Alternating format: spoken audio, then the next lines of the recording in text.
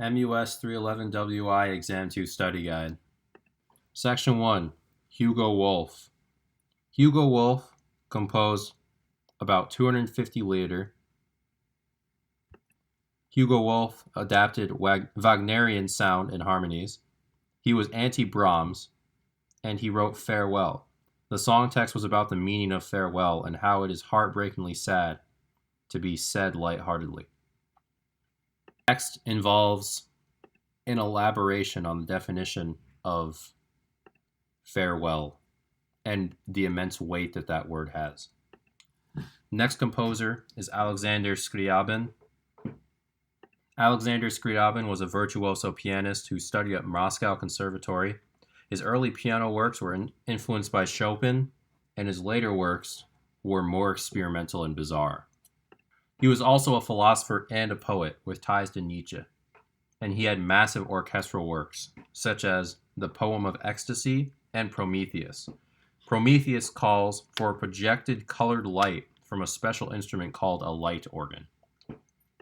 Alexander Scriabin also invented the mystic chord, and he also worked with several other experimental chords and harmonies.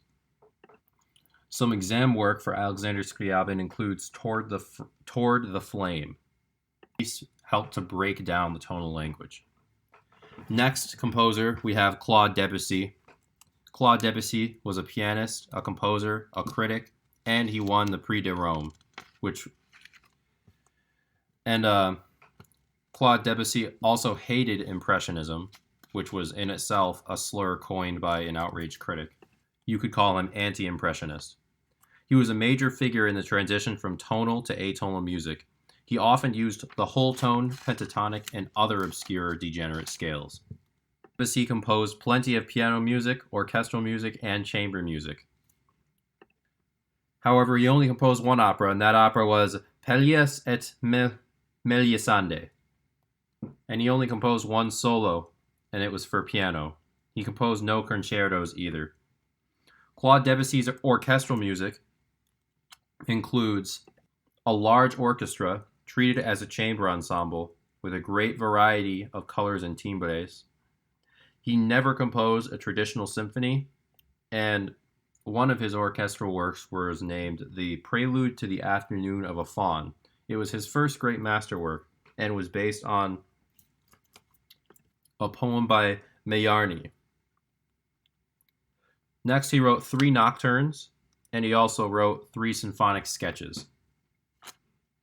Term work for Claude Debussy includes the piece titled Clouds. This piece opens with ostinato borrowed from Mussorgsky, specifically his New World Symphony, and it includes 9th chords in large A-B-A' form. The movement opens and closes very quickly. Next composer, we have Maurice Ravel. He had French and Baroque heritage and a lifelong interest in Spanish music. He studied at the Paris Conservatory. Maurice Ravel was also influenced by Russian music, older styles, exoticism, blues, and jazz.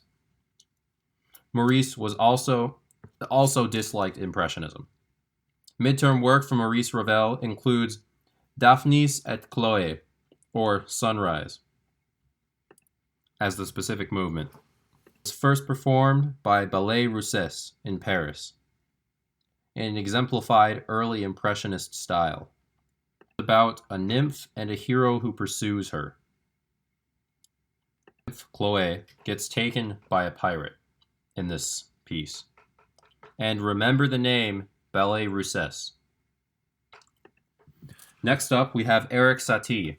Erik Satie was largely self-taught and attended music school at age 40. During his early career, he was a pianist at a Chat Noir club. He had modest outputs, mostly piano works, songs, and 2 ballets. His most famous ballet was a piece titled Parade. Midterm work for Erik Satie. This should be an easy one to remember because it's called Dried Embryos, specifically Movement 3. It was a parody of Beethoven and Schubert, and most of his works contained insane and bizarre titles, such as Dried Embryos. Next composer, we have Igor Stravinsky. Igor Stravinsky was heavily involved in primitivism, and much of his music was extremely controversial and sometimes even caused riots, with Rite of Spring being the most severe. The Rite of Spring was involved with primitivism, and this means that music was extremely harsh and pointed, and it was written very primally and emotionally, or on a whim almost. It focuses on harsh topics or topics of nature, such as the seasons changing, very simple emotions such as love, sunlight, things like that. Next composer, we have Arnold Schoenberg. And Arnold Schoenberg belonged to the Second Vietnamese School. He was a composer, philosopher, and a painter. Schoenberg's music was greatly disliked. Many people walked out on his performances because his music was atonal and extremely degenerate. He wrote ballets, two of which were Firebird and then Petrushka, which was his most famous one. There were three periods to Arnold Schoenberg's life. He had a late romantic period, a free atonal period, and a 12-tone or serial pyramid, also known as dodecaphonic, if you want to be extremely fancy. The atonal system was inspired by Bach, as well as advanced harmonic styles in music of Brahms, Mahler, and Wagner. His music was often misunderstood or disliked, and he had several periods of silence in his career where he didn't write much at all. So, at the Second Viennese School, his pupils there were Berg and Webern. Remember those names. One of Schoenberg's most recognized and biggest works is Pierrot Lunaire, and Pierrot Lunaire featured 21 songs for flexible chamber ensemble, which includes five players and a reciter. A reciter is kind of a vocalist, though they weren't your typical soprano or tenor or anything like that. German translations of poetry by Albert Guriad were the most used in these. And this collection of pieces, largely featured expressionism, which means dark, intense images of death, blood, and massacre. Midterm work is a movement from this piece called Nacht, or night, in our language. It features that new vocal technique called Sprechstimme, which includes half speaking and half singing. So Nacht had a reciter, a bass clarinet, a cello, and a piano, and it was a movement based on a three-note motive going from E to G to E flat, repeated in all parts and heard first in the lower register of the piano.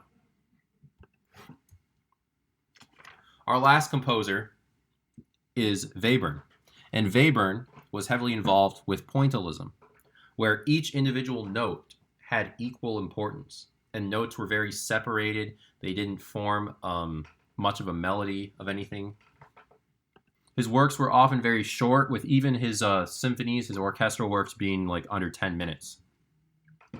He had usually he wrote for minimal orchestration, and he was more traditional than the degenerates that didn't use time signatures and repeats, etc. So in that way, he doesn't fully reflect the degeneracy of 20th century music, but in many ways he did. Finally, on our last composer, we have Berg. And Berg is a composer that maintained the closest ties to tradition, based, and he was also a part of the Second Viennese School. He wanted to bridge the gap between tonal and atonal music.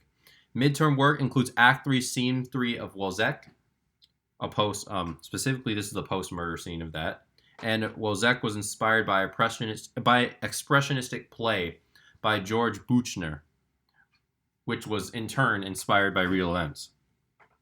So for that essay question, remember that we have to cover two of the big isms in this. So the first ism I would like to cover is primitivism. And remember that primitivism is associated with a state of man that came before civilization, a state of man that was the epitome of masculinity, a state of man that is not feminized by the socialization of modern society whatsoever.